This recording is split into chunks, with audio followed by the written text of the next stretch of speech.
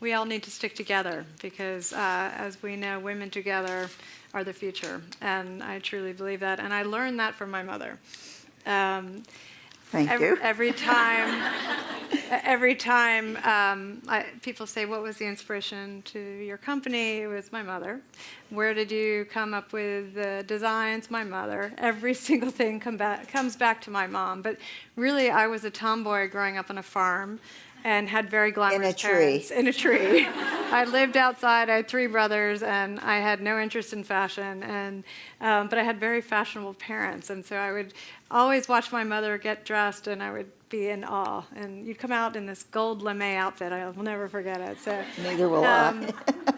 But I'm going to ask you questions. This is going to be an official interview, so I'm going to read them. I hope I can answer you, Tory. The women in our family have been deeply connected to the arts, and in fact, my grandmother, your mother, was. What did you learn from your mother that shaped you? I had a mother that worshipped me, so how could I not love her, right? She was wonderful in every sense of the word. She was all for her children and protected me from a divine, very strict father, and was my protector and made me feel that I could do anything in this world I wanted to do. And I could tell you a million stories. They're called momisms that were in my family. Well, and what did she do for a living that she gave up? Well, that's so interesting because in those days, women, of course, were in trouble. My mother was a concert violinist and the first woman orchestra leader in this country. And not that we inherited those talents. No, it's that. Now, everyone in my family are opera singers, artists, everything. When I went to college, I was put on stage to sing because I was comic relief. They laughed until they were blue, and I was teary and crying because I really meant what I was doing. So that set me back a little bit. Well, that's a good segue into your college years. You were an assistant to a casting director at CBS.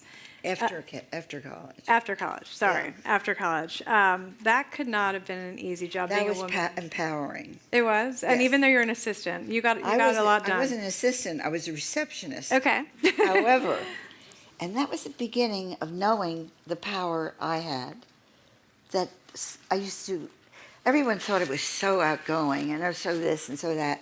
In the meantime, my knees were knocking and I was going to faint and I needed some water quickly, but I never showed it.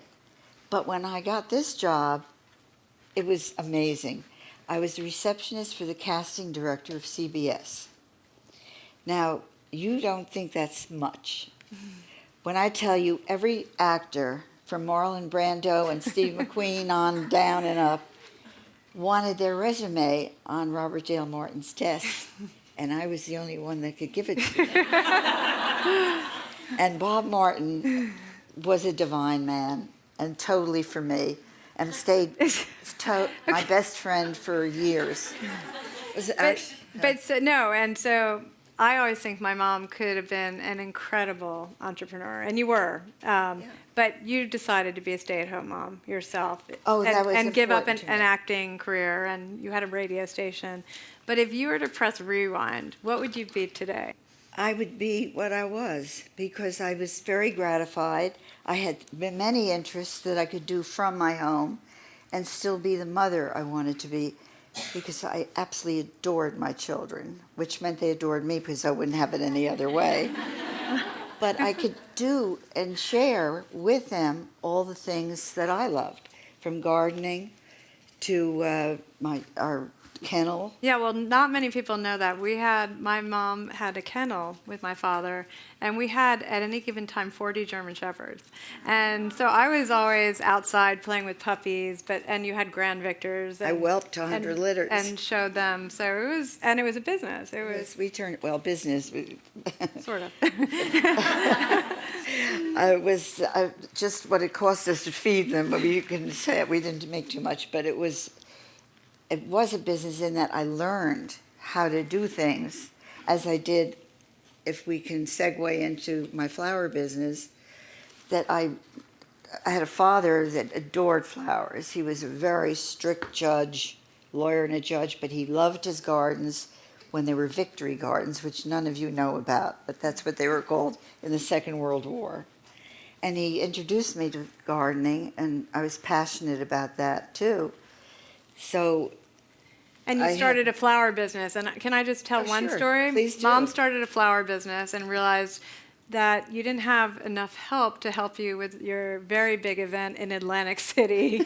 So all of a sudden, my brothers and I were the star workers, and we were learning on the job how to do these magnificent centerpieces from our mother. But it was a lot of hard work. no, it was terrifying because I didn't know what I was doing. But that was good because I knew when it was over and it turned out magnificently. I had a budget, a huge budget that went down to this much money, and I had made trees for my farm for centerpieces, and got gladioli of all things, but took them off the branches and made little orchids that they looked like, and hung all my fruit, grapes and everything, and it was divine. I was booked from then on. It was my very first job at 1,000 people for 100 tables. And a casino. And we were exhausted, by the way. One thing I admire most about my mom is you don't listen to stereotypes. You've never been typecast.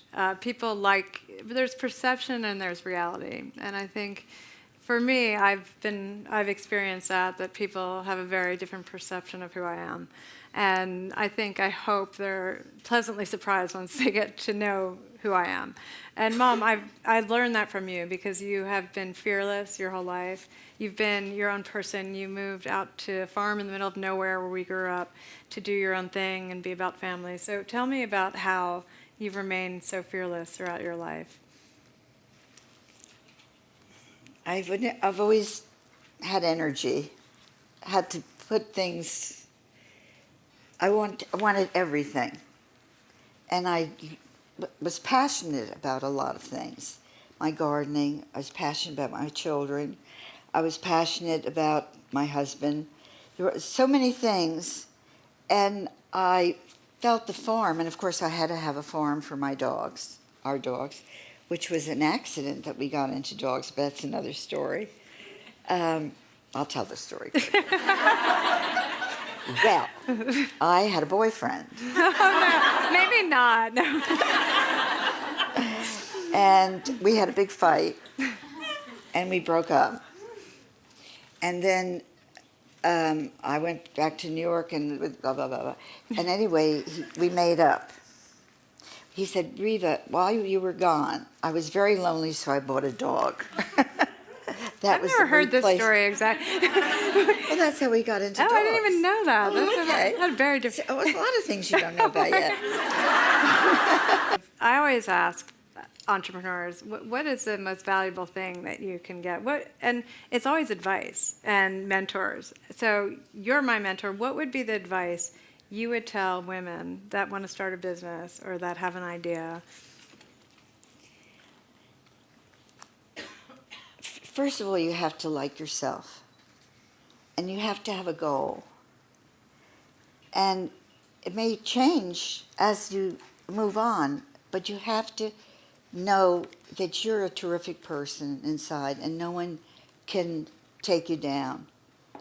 Before you go on, because there are many times when I had so much self-doubt growing up, and I hear my mom's voice saying, "You're Tory Robinson. Don't you know who you are?"